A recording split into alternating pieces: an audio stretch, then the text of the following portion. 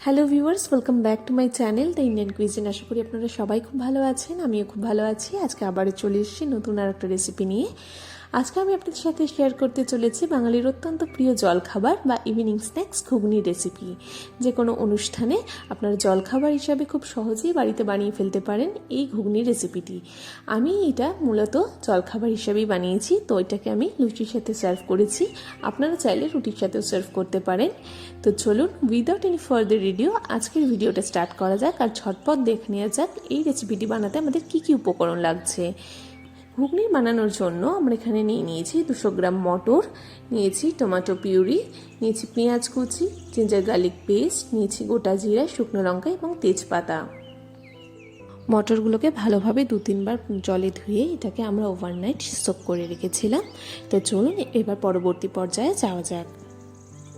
এরপর একটা ছোট পাত্রে একে একে নিয়ে নিচ্ছি 1 টিস্পুন হলুদ গুঁড়ো, 1 টিস্পুন জিরে গুঁড়ো, 1/4 টিস্পুন পরিমাণ ধনে গুঁড়ো, 1/4 টিস্পুন পরিমাণ শুকনো লঙ্কার গুঁড়ো, 1/4 টিস্পুন পরিমাণ কাশ্মীরি মির্চ এবং 1/4 টিস্পুন পরিমাণ গোলমরিচের গুঁড়ো। এরপর আমরা এর মধ্যে দিয়ে দিচ্ছি খুব সামান্য পরিমাণ জল। জল ব্যবহারের ফলে মশলাগুলোর একটা থিক পেস্ট তৈরি হবে। সব কিছুকে একবার ভালোভাবে মিশিয়ে নিচ্ছি।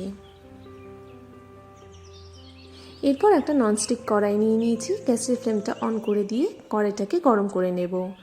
কড়াই ভালোভাবে গরম হয়ে গেলে এর মধ্যে আমরা দিয়ে দেব 2 টেবিল স্পুনের মতো সানফ্লাওয়ার অয়েল। তেলটা ভালোভাবে গরম করে নিতে হবে। তেল খুব ভালোভাবে গরম হয়ে গেলে এর মধ্যে শুকনো লঙ্কা এবং গোটা জিরে আর তেজপাতাটা আমরা অ্যাড করে দেব। সবকিছু হালকাভাবে একটু ফ্রাই করে নেব। এরপর তেলের মধ্যে অ্যাড করে দিচ্ছি কুচি করে কেটে রাখা পেঁয়াজের টুকরোগুলোকে। এখানে আমি একটা বড় সাইজের পেঁয়াজ ইউজ করেছি, আপনারা চাইলে 2টো মিডিয়াম সাইজের পেঁয়াজও ইউজ করতে পারেন। সবকিছু ভালোভাবে একবার ফ্রাই করে নিচ্ছি। পেঁয়াজগুলো হালকাভাবে ফ্রাই করা হয়ে গেলে এর মধ্যে আমরা জিঞ্জার গার্লিক পেস্টটা অ্যাড করে দিলাম। দিয়ে আরও কিছুক্ষণ এটাকে আমরা কষিয়ে নিচ্ছি। পেঁয়াজ রসুনের কাঁচা গন্ধটা না যাওয়া পর্যন্ত এটাকে আমরা ফ্রাই করব। তো এরপর আমরা এর মধ্যে অ্যাড করছি মশলার পেস্টটা। মশলার পেস্টটার মধ্যে আমরা খুব সামান্য পরিমাণে একটু জলও অ্যাড করে দিয়ে এটাকে আরও 1 মিনিটের জন্য লো ফ্লেমে এটাকে আমরা কষিয়ে নেব। মিডিয়াম বা হাই ফ্লেমে মশলা কষালে মশলা পুড়ে যাওয়ার চান্স বেশি থাকে, তাই এটাকে লো ফ্লেমেই আমরা আস্তে আস্তে কষিয়ে নিচ্ছি।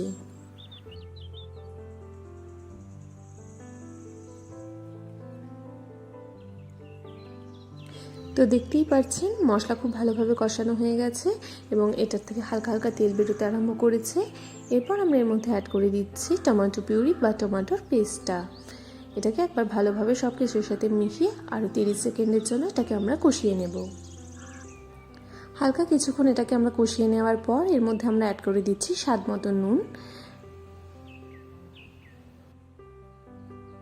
টমেটো সহ মশলাগুলো খুব ভালোভাবে কষানো হয়ে গেলে এরপর আমরা এর মধ্যে অ্যাড করে দিচ্ছি ওভারনাইট জলে সোক করে রাখা মটরগুলোকে।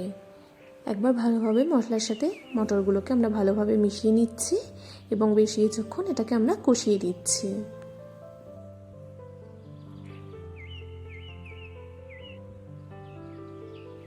মশলাগুলো বেশ কিছুক্ষণ কষিয়ে নেওয়ার পর এর মধ্যে আর একটু সামান্য পরিমাণ জল অ্যাড করলাম, দিয়ে এটাকে আরও একবার ভালোভাবে কষিয়ে নিচ্ছি।